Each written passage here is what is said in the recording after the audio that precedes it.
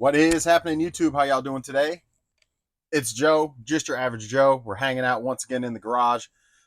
We've got some sales to go over. Thank goodness. eBay's still staying pretty consistent. I'm bouncing all over the place, aren't I? eBay's staying pretty consistent, so that's great. If you haven't hung out with me before, again, my name is Joe. I've been reselling on eBay for 8 years, give or take, pretty much full time. But I've been buying and selling on eBay since 2000, so a long, long time.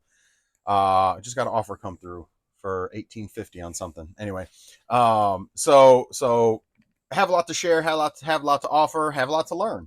But basically, we're gonna go over some comments today from YouTube. We're gonna go over sales. I just posted my packing shipping video. We had a couple folks ask about packing shipping. Um, so I just posted up my camera and have it's like an hour long. I did all 18 of my items yesterday, packing and shipping. And so if you want to watch that, catch that.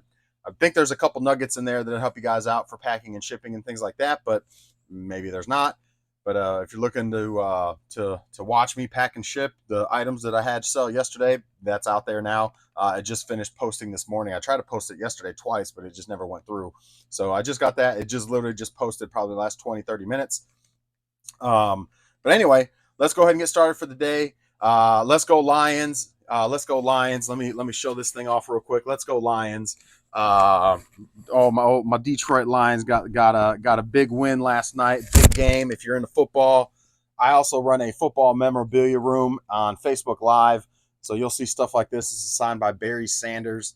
There's Barry Sanders' autograph right there. Barry Sanders. It is TriStar. I'm sorry. This one is Schwartz certified. There's your Schwartz Hollow right there. But this is an authentic chrome helmet. Pretty rare. These things are pretty rare. But so catch me on BTG East Coast. Again, on Facebook Live, the group is called BTG East Coast. If you guys want to see stuff like this, we have every team, pretty much almost every player you can think of. But if you're into sports memorabilia, mainly football helmets, but we do other things like basketball and some baseball. Like we've got Harper coming up in the next series, a batting helmet of his. We've had Ken Griffey Jr. We've had Bonds, Cal Ripken. I mean, you name it. McGuire, Acuna. I mean, we do have a lot of baseball. We also have some a lot of basketball. Not Jordan. Jordan stuff is crazy expensive. Not Kobe and not LeBron, because that stuff's crazy expensive. But Dominic Wilkins and Gary Payton and Tracy McGrady and Shaq and Luca and blah blah blah. The names just go on and on. So we do a little bit of that stuff as well. But anyway, predominantly football, autographed football helmets is the main thing that we do. So anyway, again, BTG, throwing a little plug out there, BTG East Coast on Facebook. We're a private group. Ask to join, and I will certainly let you in. Just put down that you came over from YouTube. We're live almost every night. Yeah. So anyway, let's go ahead and get started for the day. We had some good sales again between yesterday and today. But we'll get to that once we address comments. I like to touch on comments. So if you have any questions, any comments, any how-tos, anything you want to know a little bit more about, if you're in the resale game, you've been around, or you're just starting, or you're thinking about getting into it, and you're watching this and saying to yourself, man, I wonder how I can do that, what that guy's doing. Well, all you need is a little bit of space and a little bit of know-how and some tools for, a phone basically to be able to search stuff so you can source stuff, and then you just start, man. You just start small, and eventually you just it piles up. I'll just say that finding stuff isn't the hard part. So a lot of people think finding stuff. How do you find all this stuff? Finding stuff is not the hard part. Selling the stuff is the hard part. So and moving it consistently, regularly, all the time is the hard part. So anyway, let's go ahead and get started with comments. First comment up is Winston Wolf. Welcome, Winston Wolf. Appreciate you commenting. I feel like it's been a while, man. Why will this not scroll all the way down for me? All right, there we go. So Winston Wolf says, clickbait away, Joe. Just try not to come off as corny or lame, but you're smart enough to avoid such pitfalls and a little artificially once in a while won't make or break it. I agree. Yeah, I'm just gonna stick to what I've been doing. When I talk about eBay's dead, that'll be the clickbait video where eBay's dead. Outside of that, hopefully packing and shipping gets some clicks on it. Maybe it doesn't. I don't know. I'm not the greatest at doing the titles for clickbait anyway, other than watching some other YouTubers and see what they put in their title and maybe copy them. But I'm just going to keep doing me. But appreciate you hanging out, Winston, as always. Cam Kane says at 28:33 on the last video, says you can make profit on calculated shipping. Yes, of course. Really? Of course. I thought buyers pay exactly what their rate is, meaning the seller doesn't gain nor lose money from shipping. Um, Look, I know they changed the whole thing and they show what you're paying for shipping, but like if I have an item, for example, like one of my systems is, you know, 6 pounds, I put 8 pounds. If it's 8 pounds, I put 10 pounds. So it's always going to be slightly above because I got to factor in, packing materials and things like that. And there are most occasions I'm going to make a couple dollars on shipping. So I'm not sure what they did in that whole shipping thing that eBay did a while back with the whole showing. I think all they did was showing the customer what the discounted rate is and passing the discount to them, and that's fine. But that doesn't mean I'm still not going to make a few dollars on shipping every time. And it happens regularly. Sometimes like in the one case, like I think it only cost me like $7 to ship it, and they paid 15. So I made like $8 on shipping on that one. So I do calculate it on pretty much everything, unless it's free shipping for video games only. And that's not all video games. That's only like the $9.99 ones. Some of the other ones, sometimes I'll do free shipping too, but for the most part, it's just my $9.99 shipping are the games that are free, $12.99 maybe to $11.99 free shipping. But for the most part, it's um I do calculate it on 90%, 95% on all my items. And I would say out of all the items that I do calculated shipping on, I, again, bump it up slightly, a pound or two, to factor in packing, shipping, things like that. And, or, well, at that rate, and then I get I always make a few dollars. I never typically lose on shipping. I'll just say that.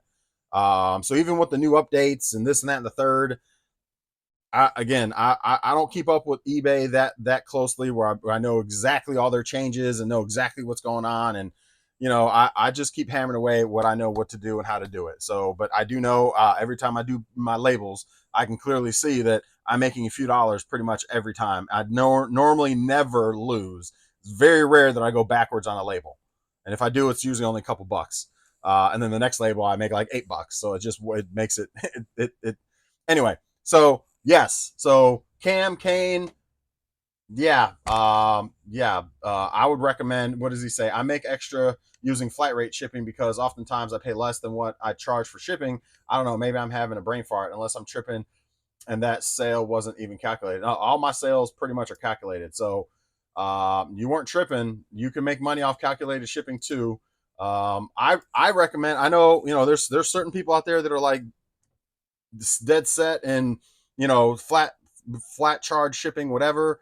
I do calculate it because I get a lot of customers from California and they're going to pay more for shipping because I'm on the East Coast and they're on the West Coast, and there I get customers all the time from California be like, why is shipping so high? Well, let me show you real quick. And so I go into the USPS shipping calculator and I'll show them North Carolina to California, coast to coast, 6 pounds, dimensions 14 by 10, 10, or I don't know, 10, 5, 7, whatever the dimensions are. And it spits out the approximated shipping, $27. And so now, granted, that's retail cost for shipping. That's not my discounted rate for shipping. And they're going to pay a discounted rate for shipping as well because eBay's passing those discounts, or I've selected that option to give those discounts. But I'm still going to make a few dollars on that as well because I've inflated the shipping by a pound or two, sometimes 3, to where, it's a 7-pound item. Well, I have it in my thing for calculated for 10. So therefore, I'm going to make a few dollars every time on shipping, typically in most cases. But it's still going to be that much. And I can show them that, hey, it's retails $27 to ship from me to you because we're coast to coast, bud. And then they'll get the discount from eBay by purchasing through us, and because I pass that discount to the customer. But that doesn't mean I still don't have that 3-pound difference. That's a few dollars, $4, $5, $7, whatever that difference is, because I bump up the poundage a little bit, so I can make a few extra dollars on the shipping as well, which really just eats away at some fees is really all it's doing. It really just, it's not like I really see the extra money. It really just helps towards some fees at the end of the day. But anyway, so Cam, keep doing your set price. I'll keep doing my calculated. I know Commonwealth is like dead set on set price. Anyway, I gotta, if my mail ladies, I think my mail lady might be coming through. She is. All right, I'll be right back. 1 second. Come back. You mind coming back after?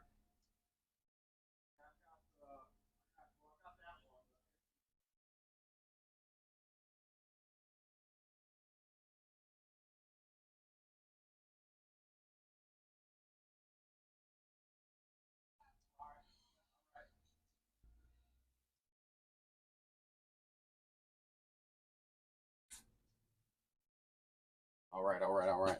It's good having a good mail person. My mail lady's amazing. I'll just say that she's amazing. All right, so that's calculated shipping versus flat rate. Again, that's a preference thing. Um, I think flat rate is not the way to go because I've done flat rate before, and like some items you don't take in consideration where they're going to go, and so you're charging the worst case scenario sometimes, or you do an average. So sometimes you're going to take a hit, sometimes you're going to make a bunch of money because it depends where it's going to go. But if you always go on the high side of your average, you're basically kind of screwing your customers, in my opinion.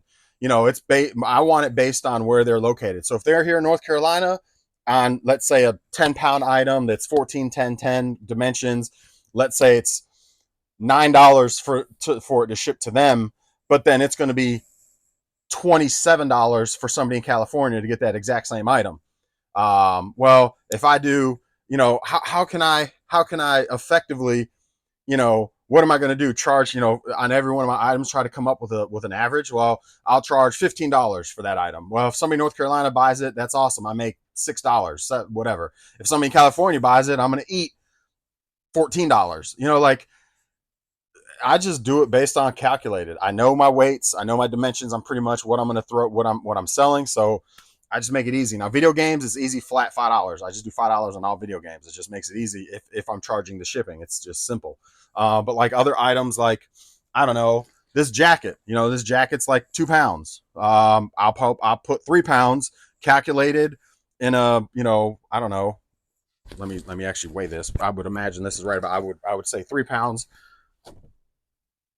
2.11. So after packing materials, this is going to be closer to 4 pounds. But even if I put calculated 3 pounds, dimensions, I don't know, 10 by 10 by 4 or 5 or whatever, and I put 3 pounds in there, when I go to ship that thing, I'm still going to make a couple dollars because it's, even though I was off a pound, if you do calculated, you're still going to make a couple dollars. I promise you. Even in that case, even if you're under, it happens to me all the time. I do video games. A lot of my video game systems are undercut because I want to charge less for shipping, and I still see a couple dollar profit on my shipping. So I would always recommend. So you don't always have to do what I just mentioned by bumping up your stuff every time on all your items. In fact, you can bump your stuff down a little bit because they're getting the discount, and you're still going to see a couple dollars. So anyway, all I'm going to say is try it, see what happens. For me, it works. I don't hardly ever pay for shipping on calculated.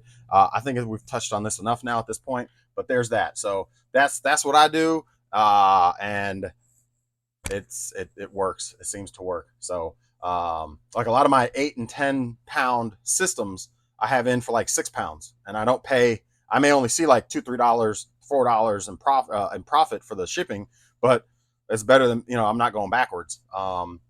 So anyway, next comment. I've got the same issue. Actually, NR17 says I've got the same issue chipping away at my overstock death pile. Finally, been clamping down on more listings, less sourcings to clear it up. Got a bunch of drafts ready and picks ready for picks while I listened.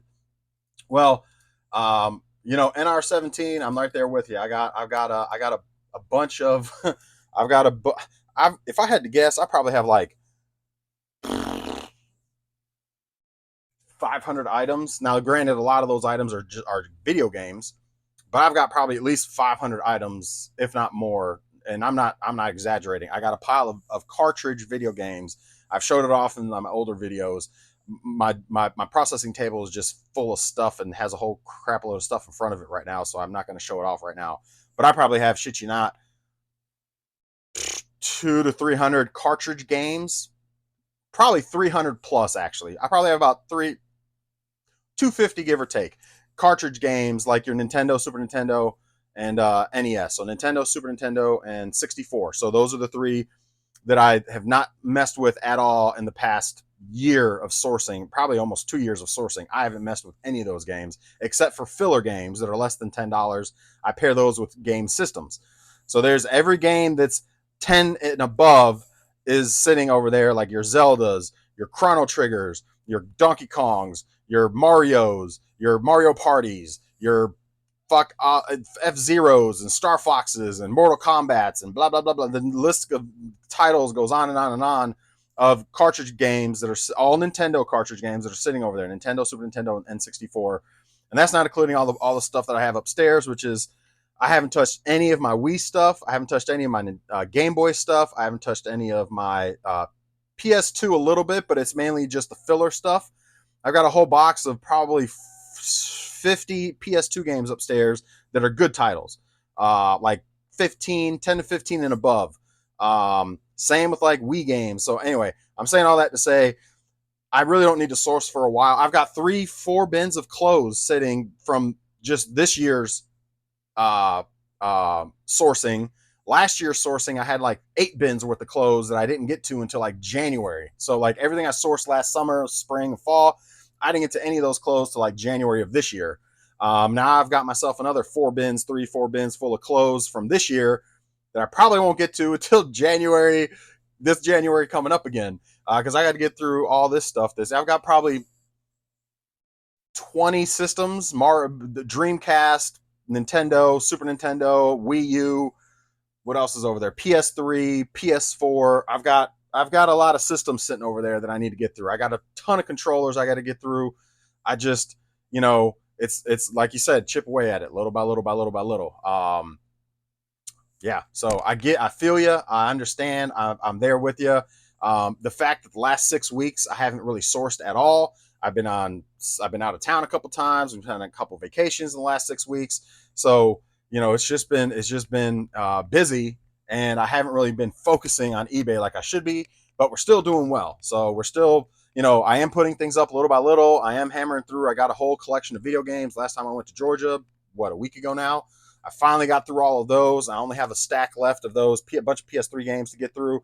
And then I'm pretty much done through that pile, except for like 6 systems that I got and like 4 handhelds and 3 cameras. So I got to get through those because I didn't get to those at all. But I got through all the video games. I resurfaced all the games, cleaned up all the games, got new cases, took all the stickers off, all that good stuff to get them processed and ready to go. And so, and you'll see that's, what I'm selling now is a bunch of games between yesterday, last week, and even today. I think we sold a couple games. Yeah, one of the games, Lost Odyssey, UFC, Grand Theft Auto. So a couple of the games, I'm selling through those as I'm putting them up. I'm getting sales on them. So anyway, I wish I could snap my finger and everything's processed and up, but it just doesn't work that way. And then it's space becomes the other issue. Now, granted, video games don't take up a bunch of space, but like all those systems and stuff, I'm just now starting to get some space finally, because like yesterday I packed 3 systems and they're out of here. But like I only have so much room, so a lot of times it sits because I need to make room. So I need to sell stuff. My UPS guy's here now to drop off the rest of my helmets. Man. So anyway, I'll need to let you guys, not let you guys go, but I will be with him for a couple minutes getting all my football helmets, because that's what's delivering is 6 more boxes of football helmets, because I'm starting a new series probably Friday night. So make sure you join the group, BTG East Coast, if you like football memorabilia. But NR17, thank you for commenting. I can certainly relate. And yeah, get through that death pile. I know how it is. Trust me, I'm there with you. I try not to have a death pile, but it's stacked up over the past 6 weeks or so, and I haven't even done much sourcing. So that's the crazy thing. All right, we'll get to the next question. Tahoe Realm. I see. Well, let me go help him out real quick. I'll be back, guys. I will be back. I'm just going to let this roll. Y'all can hang out. Go get a beer.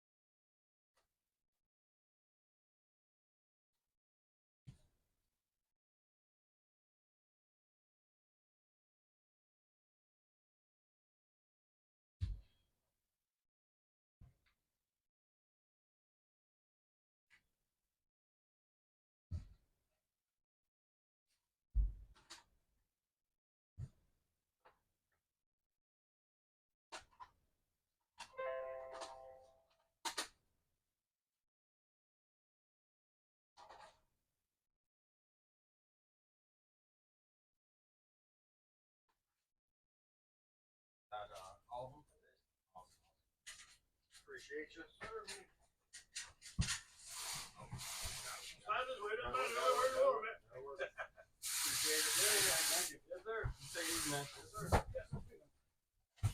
Yeah, I do have to pick up. Appreciate it. Yes, sir.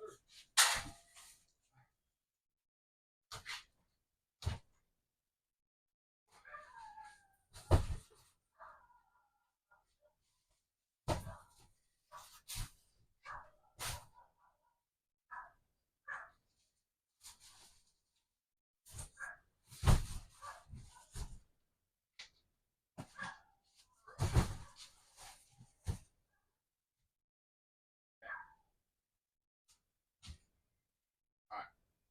So let's get back here with you guys. Alrighty. So, yep, the rest of my helmet's just delivered. So there's that. So Tahoe Realm says, I see you picked up a few new subscribers, 588. Yes, that's great. Yes, it is. Slowly but surely. Usually we get more, but it's been stagnant lately. So usually we jump up like 20, 30 a week, but it's been pretty slow lately. He also says, that's great. Question: do you have a lot of repeat buyers? I was looking at my purchases with sellers, and I'm over the past few years. Not huge dollar sales, approximately 15 each. Do you have customers like this? Um, I would say it actually tells you in your analytics, I believe, your repeat buyers. If I remember correctly, I was at like 2%. But there is a spot in your analytics that shows you your repeat buyers. And like I said, I think I was maybe like 1.7 or something like that. So I don't get a ton of repeat buyers. No, I do have a ton of followers. Like I'm up to like 230 or something followers. Um, so, I mean, that's great. But as far as repeats, I do notice there are some repeat buyers occasionally, and it usually tells you that they're a repeat buyer when they send you an offer or purchase something. It'll tell you they're a repeat buyer. Occasionally I do get them. Like I said, it's less than 2% as far as repeat buyers go. So not a ton. I mean, that's I will say, being niched into games, I see more repeat buyers than my other eBay store because I got another eBay store that I do for my thrift store. It's not really as active as it used to be, but when I was active on it, I got hardly any repeat buyers on that store. But I have noticed since I've got video games and I niched myself into, I mean, I have a little bit of everything, but video games is what I have mainly of is video games. I do notice that there is more folks that follow the store because they're gamers, and I have a lot of video game stuff, and I do have more repeat buyers on the video game stuff. So, and I do notice occasionally, like I said, when they give you an offer or send you, purchase, it'll tell you that they're repeat. So, but yeah, I would say two-ish, less than 2%, not a ton, but I do have some. Pibazor also chimes in and says, great video as always. Quick question. I think this is on the packing video. Quick question. Do you use P.O. Box as your shipping return address? I've had some sketchy returns lately and have been thinking of getting one instead of using my home address. Thank you, Sam. No, I don't. I do not have a P.O. Box as my return. I don't feel sketched out ever about any returns typically. So I'm not quite sure what you mean by feeling sketchy about returns. If somebody's bold enough to come from wherever to my house, I mean they're pretty bold. But yeah, I don't know. I mean, at the end of the day, like, um, yeah, I mean I've never found it an issue. I've never felt anything was sketchy about anything. So I'm not quite sure what you mean by that. But no, to answer your question, no, I do not have a PO box. I don't. I don't feel that it's a necessity. Um, yeah, I mean, chime in if anybody else feels different. If you've had experiences or you do use a PO box for your return and why would be great. I don't think it's needed. I mean, let's be honest. If somebody wants your address, they're going to find it. It's on the internet. For the vast majority of us, you can find all your places. There's ways to find where you live. So if somebody's, wants to either find it through a return from eBay or just wants to look me up and find my address, you know what I mean? They're gonna find it. Unless you've lived in a ton of different places and you move frequently, then maybe it's gonna be harder to find you. But they'll still find you if they want to find you. So I mean, I don't find it. I don't need it. I don't think it's a necessity. So that's just me. But if you want to enlighten me a little bit more, drop a comment. Let me know. What made you feel sketchy about a return, that you feel that you may need a PO box, because I'm curious. I'm trying to wrap my head around that. So anyway, Pivazord, thank you once again for commenting and hanging out. Those are the comments. Sorry for the downtime with my mail lady and my UPS guy. Oh, here goes Warpig. Warpig, one last one. So we got another comment from Warpig. I know you're making a video, but 10 minutes roughly for one package would kill me. About 6 minutes for an N64.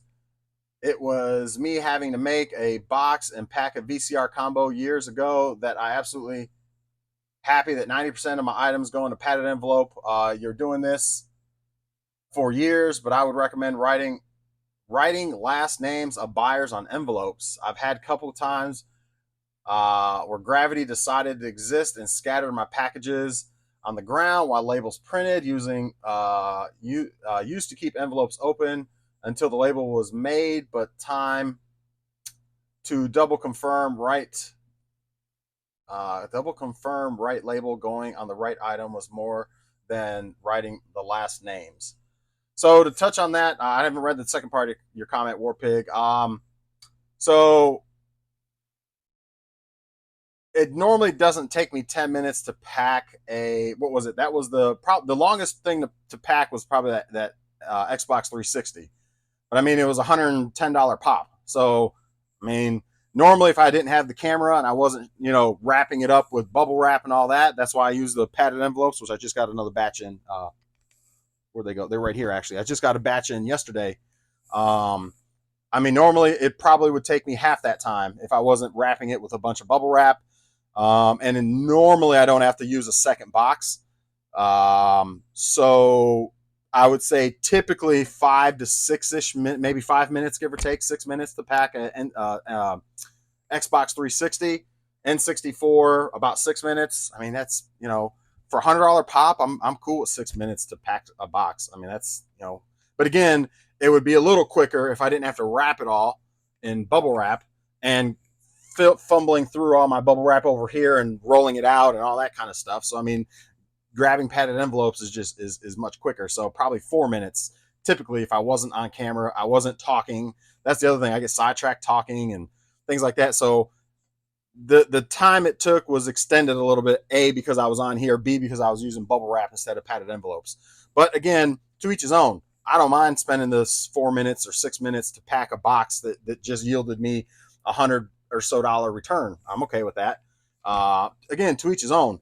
As far as the labels go, with until I have that issue, I'm going to keep doing the way I do it. I mean, I appreciate the feedback, but I have this section right here, which I keep it all organized as I do it. So unless I have, again, anything can happen. I understand where you're coming from, but until I have that anything happen, I usually am not going to change my process because it's been working for, I don't know. I started doing the label printer back in April, March timeframe, March, April.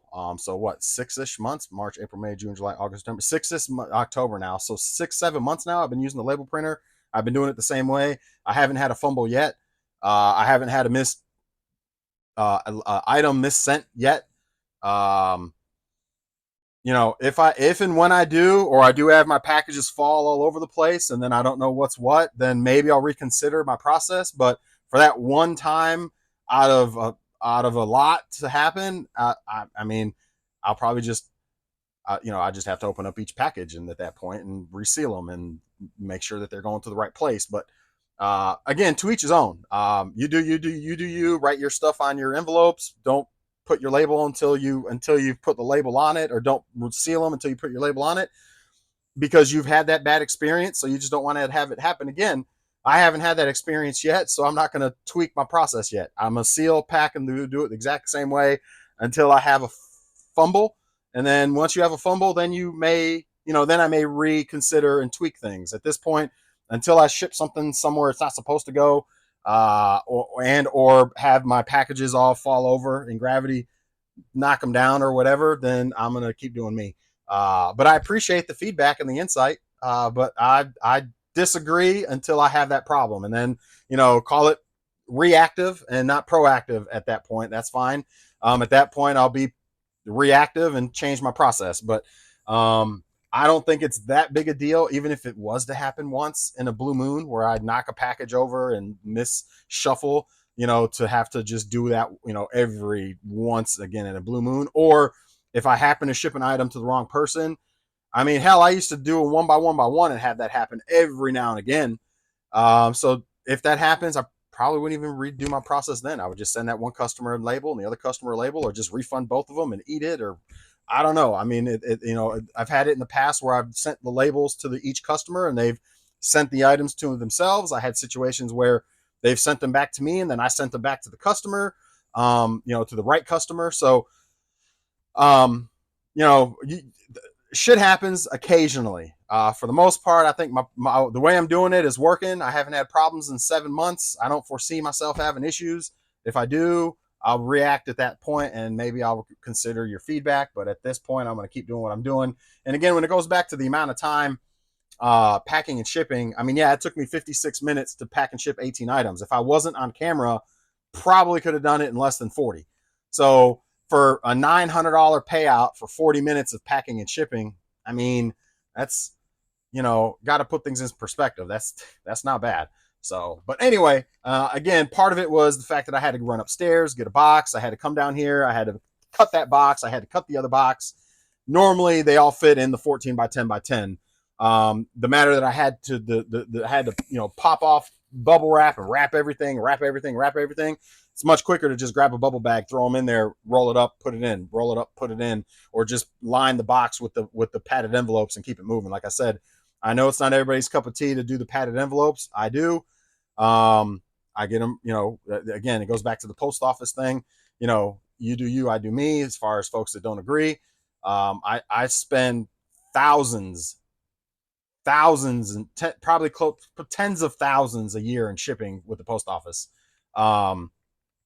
That's not my justification, but between my two businesses, I spend a fuck ton of money with the post office. So I use their padded envelopes.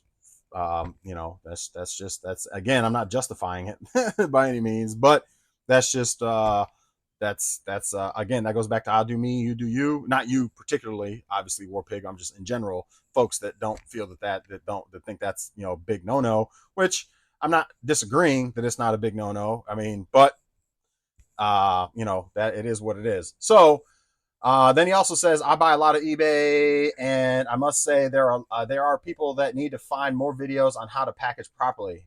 I buy mostly action figures, and people will chunk them in a giant Ziploc bag, grocery bag, throw them in a box with 2 sheets of paper and think it's protected. Then they may not be damaged, but had to do so many returns because they're flopping around inside the box, causing scuffs, paint transfer, and hurt their value. So that goes back to, you're right, 100%. Just like I mentioned in the video, I think a couple times, shake test. Nothing should be moving in that box once it's packed. Once you seal that box up and it's packed up, you do the shake test. I typically always do a shake test, and that's like, to any rookie that's packing and shipping, you do the shake test, man. The shake test is I mean, that makes sure your items are not bouncing around inside of the box, which is going to cause, just like Warpig said, problems with the item when it delivers.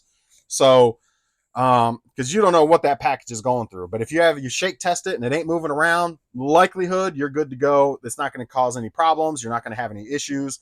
It's pretty well packed at that point, in my book at least. So, but you are right about that one, Warpig. Absolutely, I agree with you there, 100%. So Warpig, thank you for commenting.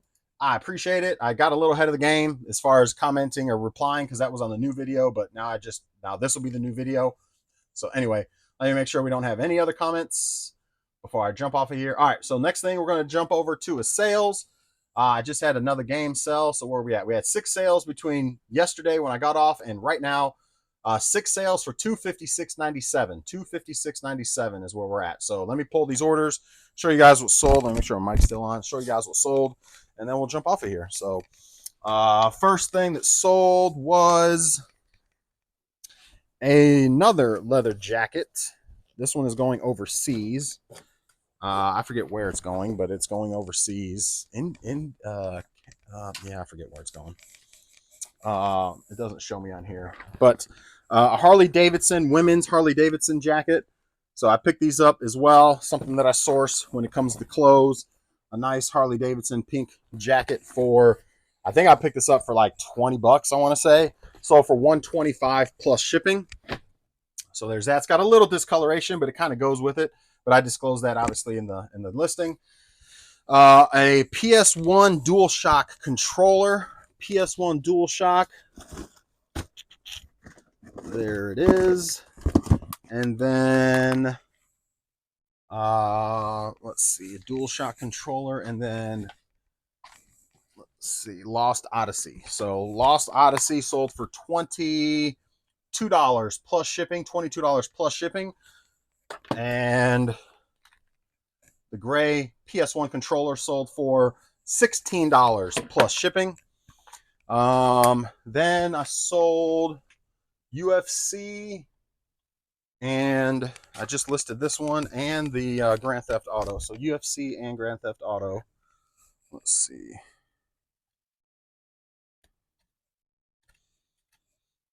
Grand Theft Auto,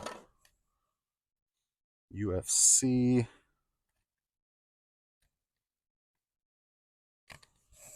Not there.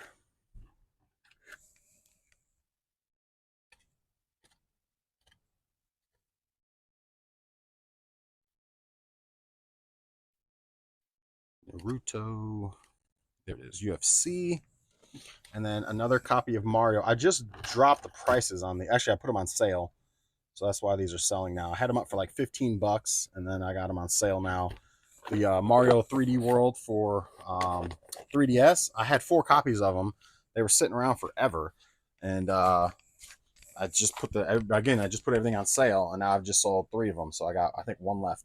But Mario 3DS, Mario World 3DS sold for $13.50, free shipping. UFC PS3 sold for $11 plus shipping. And Platinum Hits Grand Theft Auto Xbox 360 sold for $10 free shipping on that one. So that's it. Those are the 5 sales. $256.97, 6 sales, so not too bad. Obviously that's including shipping, so I got to take shipping off of that. So I think it's going to cost probably no more than $25 or so to pack and ship. So I'm certainly going to meet goal for the day. So hopefully it continues. Again, sales promotion or marketing promotion and sales discount working hand in hand. It shows me exactly, it shows me like the Mario game, the UFC, both sold with the promoted listing and the 15% discount or 10% discount because I got 2 different sales going on my items. Then the same thing with the controller. Now the jacket had did not sell through any sort of promo, so that eBay is not getting any extra cut there. And then Lost Odyssey for $22 it had no sold straight up, no additional discount, and neither did Grand Theft Auto. I actually just put Grand Theft Auto up this morning because I put a bunch of games up this morning again. So, but there's that. I'm gonna get the stuff packed and shipped. Warpig, it'll take me probably 15-ish minutes to get all this stuff packed and shipped up without being on camera. Probably 30 if I was on camera.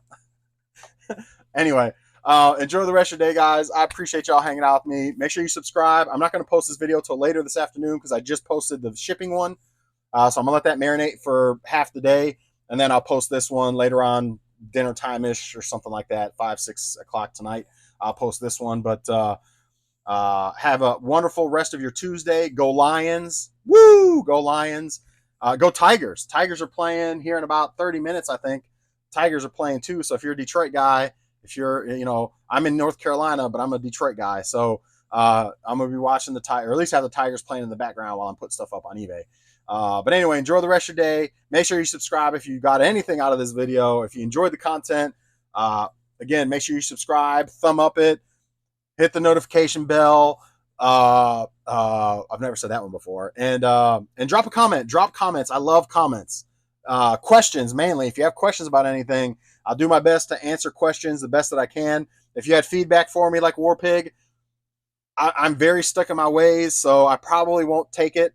I won't probably do much with your suggestions. Every now and again I might, but I'm a creature of habit, so I kind of do things the way I do things, and then occasionally I'll take a nugget from somebody and be like, oh, I like that, or I'll try that. But for the most part, especially if I haven't had a negative experience in regards to your suggestion, probably won't take it. Now, War Pig, that doesn't say that your suggestions aren't good, so don't take it personal. But unless I have those issues pop up, I'm going to keep doing what I'm doing.